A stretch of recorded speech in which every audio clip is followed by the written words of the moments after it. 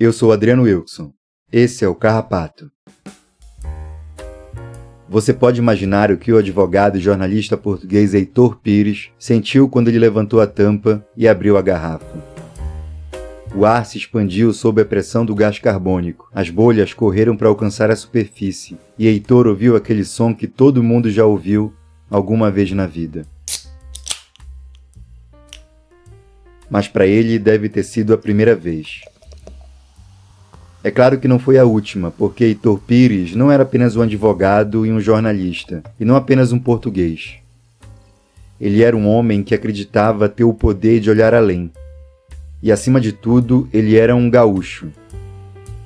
E foi por isso que, depois de virar uma garrafa de Pepsi pela primeira vez, no verão de 1950, nos Estados Unidos, que Heitor resolveu construir no Rio Grande do Sul a primeira fábrica brasileira do segundo refrigerante mais popular do mundo. Mas Heitor, claro, não tinha nascido para ser o segundo. Ele podia não ter todo o dinheiro de que precisava para construir a fábrica, mas contou com a ajuda da comunidade portuguesa para colocar o plano em prática. Ele bateu em cada armazém, em cada padaria, em cada açougue e em cada confeitaria, e quando conseguiu o que precisava para inaugurar a Refrigerantes Rio Grandenses S.A., ele prometeu uma parte dos lucros para os amigos, que se tornaram acionistas. E os lucros foram enormes naqueles primeiros anos.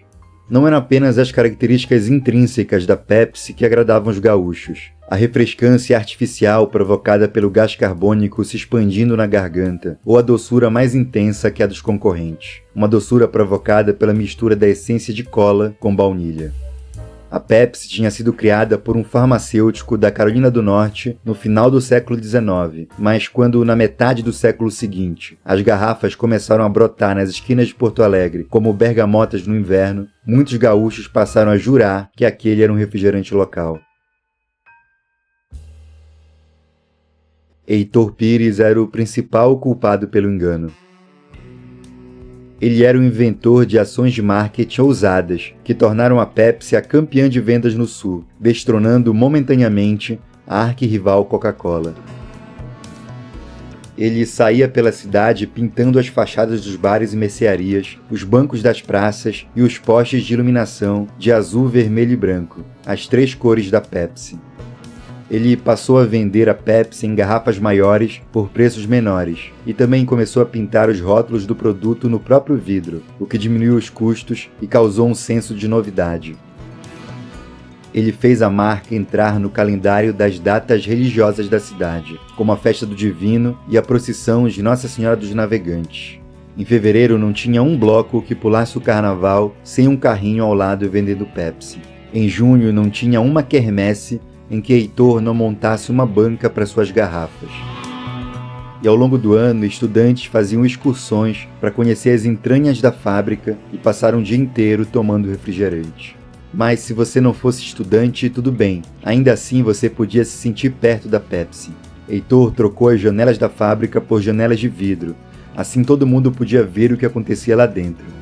Ele fez promoções em que você juntava tampinhas de Pepsi e podia trocar por mais Pepsis ou por prêmios de verdade, como bicicletas, rádios, carros ou até mesmo apartamentos. Se você fosse garçom, talvez você não pudesse ganhar um apartamento ou algum desses objetos mais materiais, mas se você juntasse muitas tampinhas, Heitor Pires te daria um abraço e talvez um uniforme de trabalho completo.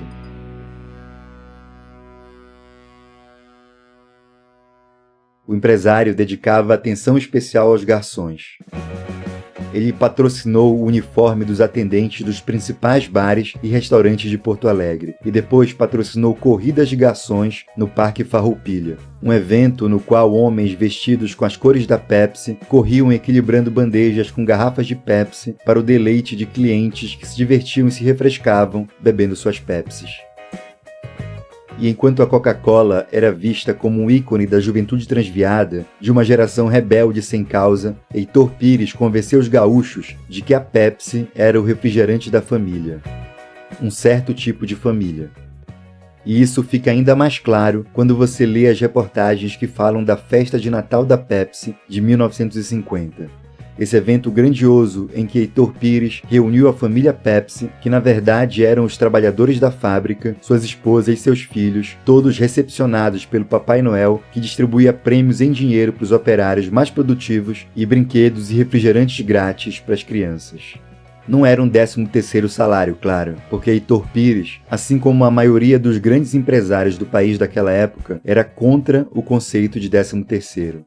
Os trabalhadores brasileiros já lutavam pelo 13º desde mais ou menos os anos 1920, mas a partir de 1940 ficaram cada vez mais comuns os protestos e as greves para que o 13º virasse lei. Entre 51 e 52, ferroviários da Sorocabana, trabalhadores da Light, tecelões, gráficos, químicos, bancários, marceneiros, vidreiros, padeiros, sapateiros e comerciários entraram em greve para exigir o 13º. E essa era uma discussão que tomava o país, de maneira que assim fica fácil entender por que o repórter do Jornal do Dia, de 27 de dezembro de 1955, defendeu tão enfaticamente a festa de Natal promovida por Heitor Pires. Para esse jornalista anônimo, o dono da fábrica da Pepsi do Brasil estava certo ao premiar apenas os trabalhadores mais produtivos, os mais dedicados, apenas aqueles que realmente vestiam a camisa da empresa, e não os preguiçosos, os desleixados e os desonestos.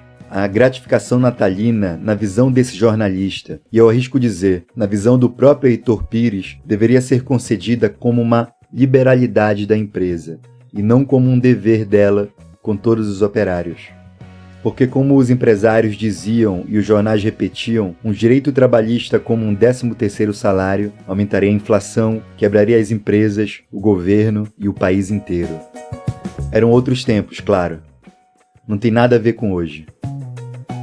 Ainda levariam alguns anos até que o 13º entrasse na Constituição como direito de todo trabalhador.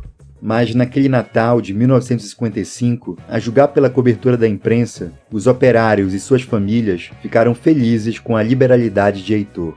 Todas essas ações elevaram a popularidade da Pepsi e de Heitor, que ficaria milionário, talvez bilionário, e com tantos zeros assim na conta, o caminho natural seria garantir para si o título de comendador. Ninguém sabia direito o que significava ser um comendador, mas a verdade é que todos sabiam que o comendador Heitor Pires era o poderoso e influente dono da Pepsi, o eficiente e caridoso e inventivo dono da Pepsi.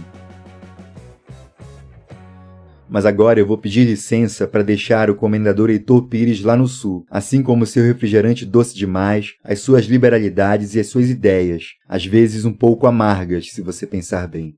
Agora eu vou levar você alguns milhares de quilômetros para o norte. A gente vai sair do Brasil, passar pelo Caribe e pelo México, e depois de voltar alguns anos no tempo, a gente vai chegar na cidade de Santo Antônio, no Texas, onde em setembro de 1932, Charles Elmer Doolin também estava tendo ideias. Era uma ideia simples, na verdade, mas as ideias simples também têm seu valor. O jovem Doolin queria diversificar os produtos da lanchonete da família. O sorvete, que por anos tinha sido o carro-chefe das vendas, não estava mais tão cremoso como antes, e ele precisava de outra guloseima que fizesse sucesso no calor desértico do Texas. A solução, claro, eram salgadinhos fritos. Ele abriu o jornal e encontrou o anúncio de um inventor que tinha criado uma receita nova de salgadinho à base de milho. Doolin foi até a loja dele, provou, gostou e comprou a receita por $100. Depois ele se enfurnou na cozinha da mãe e tentou reproduzir a receita usando um espremedor de batata para cortar a massa de milho em lâminas que caíam direto no óleo quente. Assim surgiram os salgadinhos que Doolin batizou de Fritos. Nos anos 50, na mesma época em que Heitor Pires provou a Pepsi pela primeira vez, a Frito Company já tinha 5 fábricas e dezenas de franquias em todo o país, unidades que produziam e vendiam também outros alimentos ultraprocessados, como batatinhas fritas, bolachas de manteiga de amendoim e torresmos industrializados. Em 1961, a Frito se fundiu com a fábrica de um homem chamado Herman Lay, que também produzia batatinhas fritas, e as duas empresas formaram a Frito-Lay.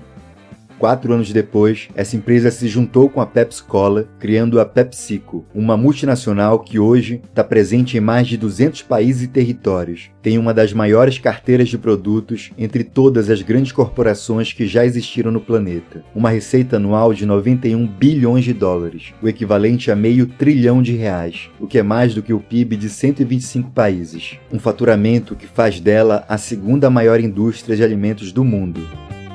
Isso se você quiser chamar os produtos da PepsiCo de alimento.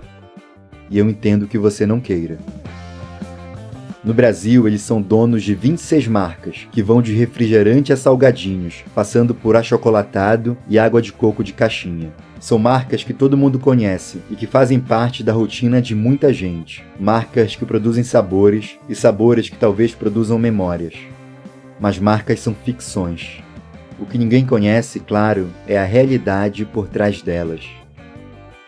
A história de Heitor Pires, de Charles Elmer Dulin, de Herman Ley e dos homens que criaram e tornaram essas marcas populares são bem conhecidas e registradas. O que ninguém conhece, claro, são os nomes das milhares de pessoas que sustentam essa ficção.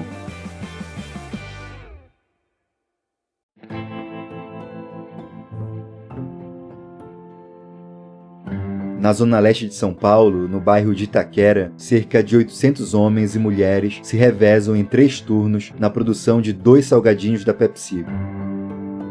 Eles trabalham por 7 horas e 20 minutos todo dia, mas se você contar o intervalo de alimentação e o deslocamento até lá, a maioria soma 9, às vezes 10 horas dedicadas à fábrica.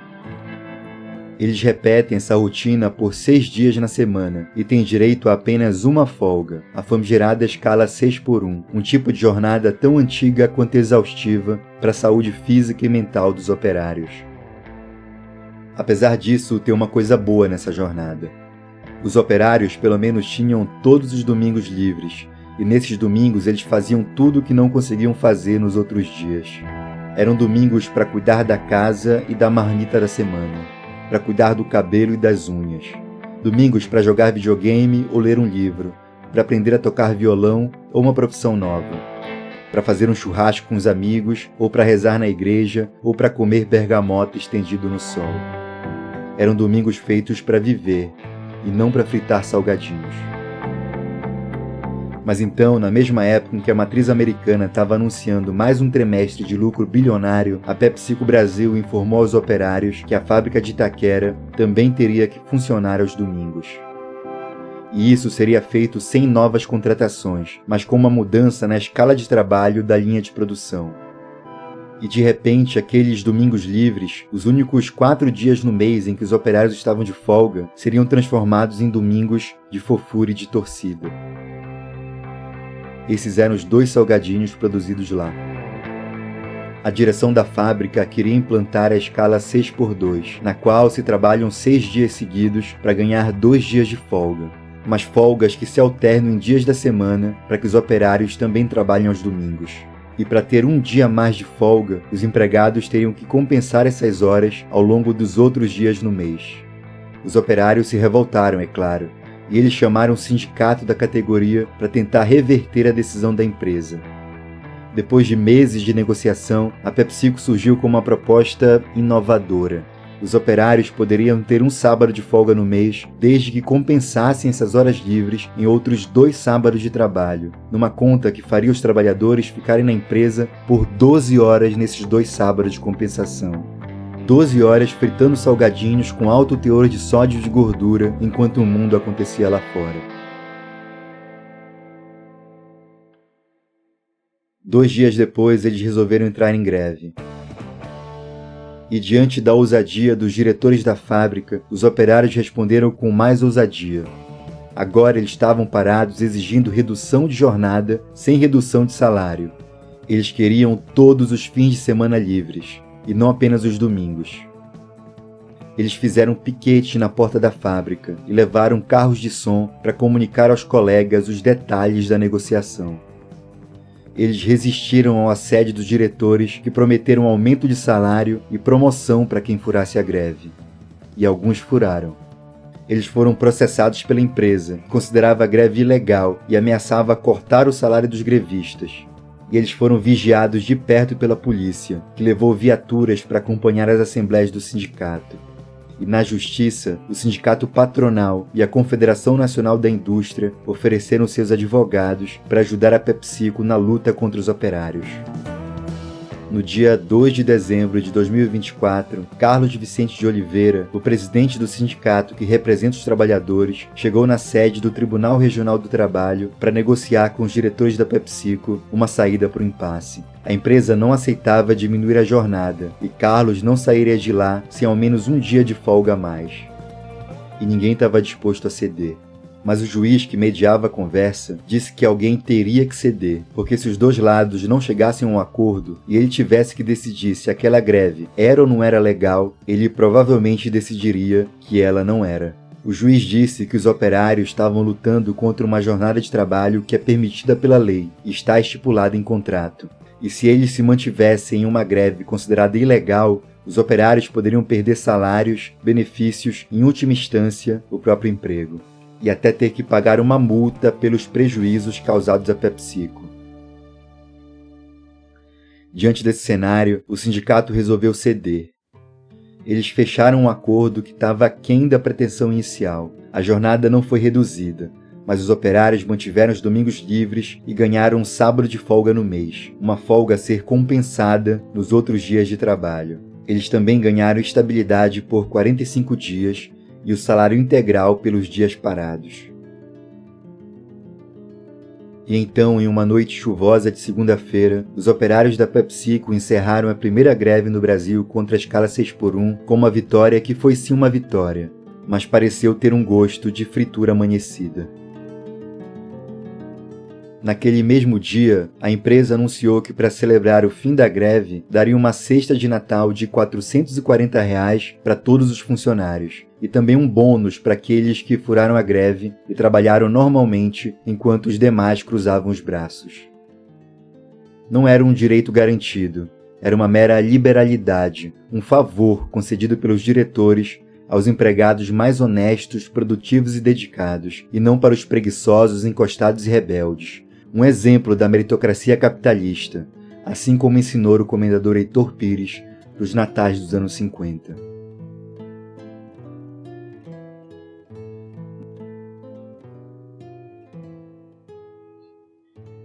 Mas bônus é dinheiro, e dinheiro não é tudo. Quando eu penso nos trabalhadores que sustentaram uma greve de 8 dias contra uma das maiores corporações do mundo, o que me espanta é que eles não estavam lutando por dinheiro.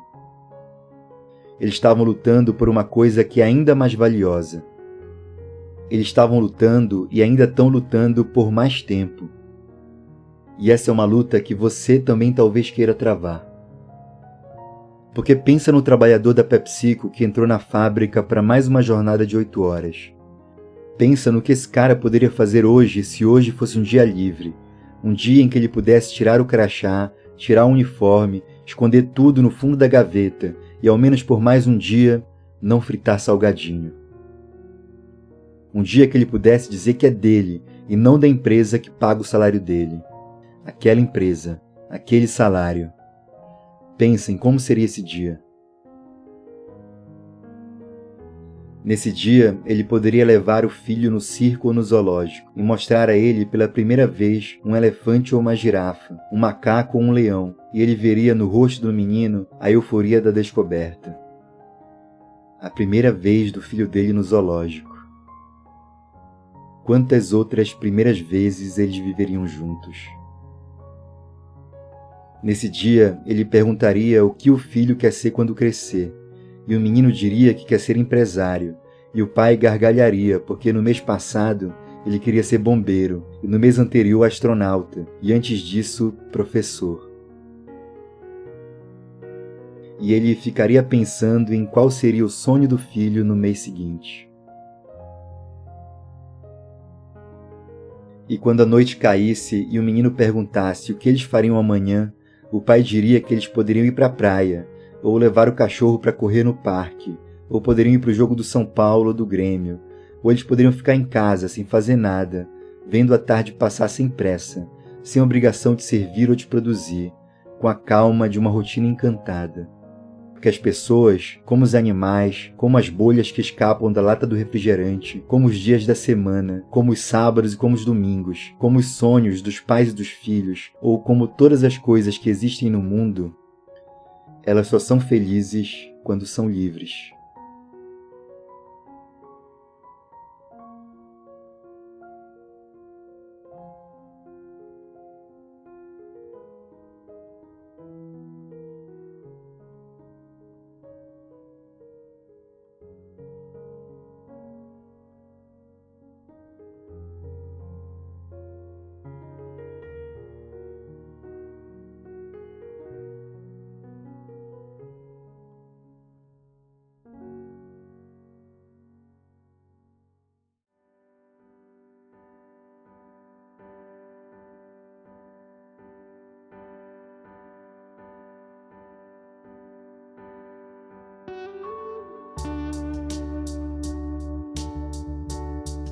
Esse episódio do Carrapato foi gravado e editado por mim, Adriano Wilson, em dezembro de 2024.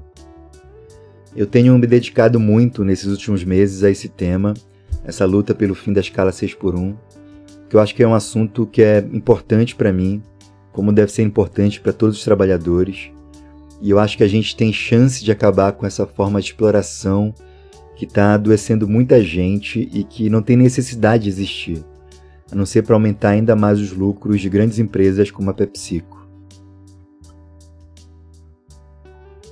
Agora, por causa de episódios como esse, eu acho que vai ser bem difícil para esse podcast um dia ter algum patrocinador, mas por mim não tem problema, porque eu sei que eu posso contar com o apoio de vocês, ouvintes.